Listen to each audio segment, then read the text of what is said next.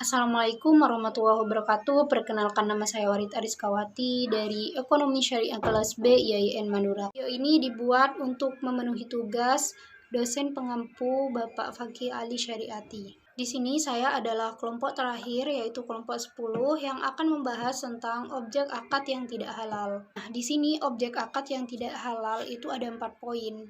Yang poin pertama yaitu syarat-syarat objek akad atau ma'qud ilaih. Sebelum kita masuk pada pembahasan tentang syarat-syarat objek akad atau ma'qud ilaih, lebih dulu kita seharusnya tahu atau paham apa itu pengertian dari ma'qud ilaih sendiri.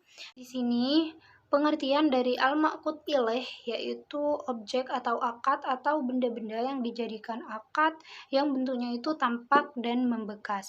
Nah, barang tersebut itu dapat berbentuk harta benda. Contohnya di sini adalah ini, tripod. Jadi dia itu berbentuk barang atau harta benda. Nah, barang yang bisa dijadikan akad itu adalah yang berbentuk harta benda. Nah, di sini ada contohnya seperti barang dagangan. Syarat objek akad yang pertama yaitu dalam akad jual beli, di mana dalam akad jual beli itu harus jelas barang dan harganya. Harganya berapa dan barang tersebut apa yang dijualnya itu dengan harga berapa. Yang pertama di sini syarat-syarat objek yang ada di dalam akad jual beli, di mana seseorang penjual itu harus jelas barang apa yang ingin dijual dan harganya itu berapa. Yaitu dalam akad gadai, objeknya adalah barang yang ingin digadaikan dan utang yang diperbolehkan. Berapa persen uang yang akan dikeluarkan dalam barang yang digadaikan tersebut. Agar suatu akad tersebut bisa dipandang sah, objeknya itu harus memenuhi syarat. Di sini ada 2 syarat. Pertama, di sini telah ada pada waktu akad yang diadakan. Maksudnya di sini barang yang ingin diakadkan itu harus ada. Contohnya di sini saya menjual kerudung. Nah, kerudung ini harus ada pada waktu akad yang diadakan. Di sini Ibnu Taimiyah, salah satu seorang ulama mazhab Hambali, yang memandang sah akad mengenai objek akad yang belum ada. Barangnya itu atau bendanya itu belum ada, akan tetapi barang tersebut harus terpelihara dan tidak terjadi persengketa di kemudian hari. Mungkin di sini seperti online shop gitu ya. Kan online shop itu barangnya PO dulu gitu. Akan tetapi barangnya itu harus terpelihara, tidak ada cacatnya, seperti itu. Yaitu dapat menerima hukum akad. Maksudnya di sini barang yang diperjualbelikan itu harus merupakan benda-benda bernilai bagi pihak-pihak, bernilai atau bermanfaat. Menurut Rahmat Syafi'i ada 4 macam syarat-syarat dalam objek akad atau al-ma'qud ilaih. Nah, yang pertama di sini barang harus ada ketika akad terjadi.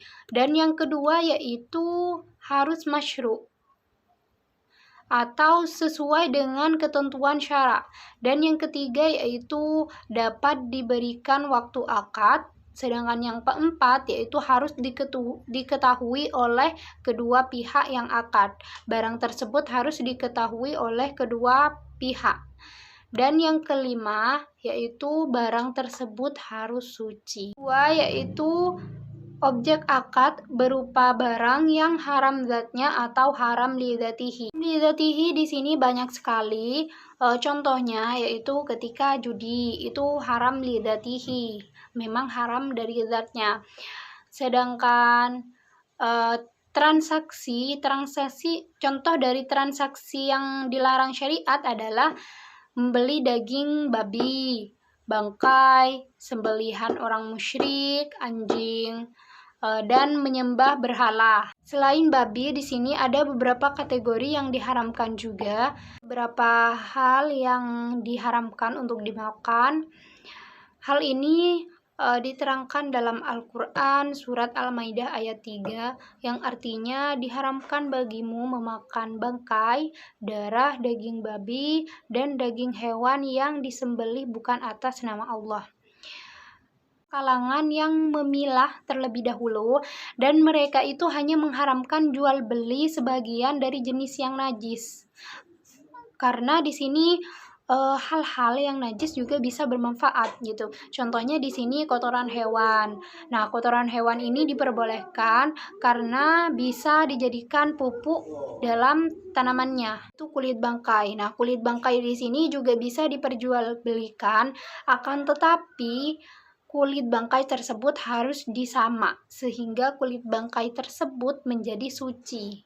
Nah, objek akad berupa barang yang haram zatnya atau haram lidzatihi meliputi minuman keras, judi. Jadi di sini transaksi jual beli khamr itu haram walaupun akad jual belinya sah. Haram lidzatihi ini tidak boleh dilakukan oleh manusia kecuali dalam keadaan darurat, yaitu mengancam 5 kebutuhan manusia. Haram lidzatihi di sini diharamkan karena akan memberikan mudarat kepada manusia itu sendiri. Poin ketiga yaitu objek akad berupa pendapatan non halal atau haram li ghairihi.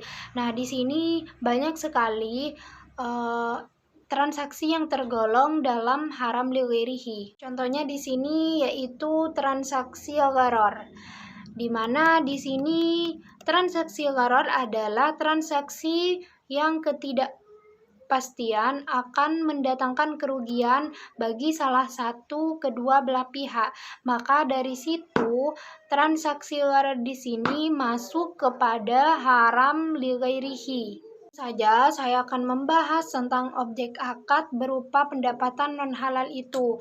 Nah, yang pertama yaitu kriteria dan ketentuan hukum pendapatan nasional. Halal adalah setiap pendapatan yang bersumber dari usaha yang tidak halal. Ada beberapa usaha yang bertentangan dengan prinsip syariah menurut fatwa Dewan Syariah Nasional (DSN MUI), yaitu satu usaha lembaga keuangan konvensional. Jadi bank konvensional itu hukumnya haram li ghairihi. Itu melakukan investasi pada emiten yang pada saat transaksi atau tingkat nisbah utang perusahaan kepada lembaga keuangan ribawi lebih dominan dari modalnya. Jadi ada unsur riba di dalamnya. Yang ketiga yaitu perjudian dan permainan yang tergolong dalam judi.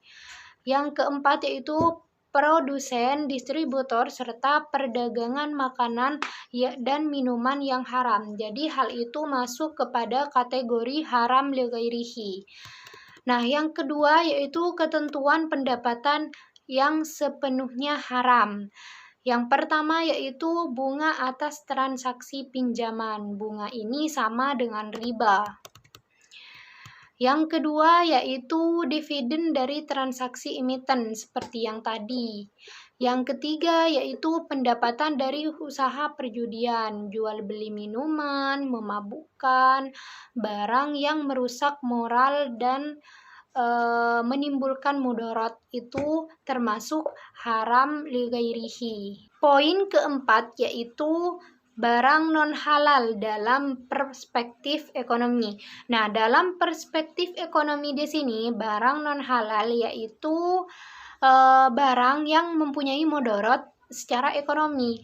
Nah, dari sudut pandang ekonomi barang non halal di sini barang yang dijual itu tidak mempunyai sertifikat halal dan juga tidak berlabel halal.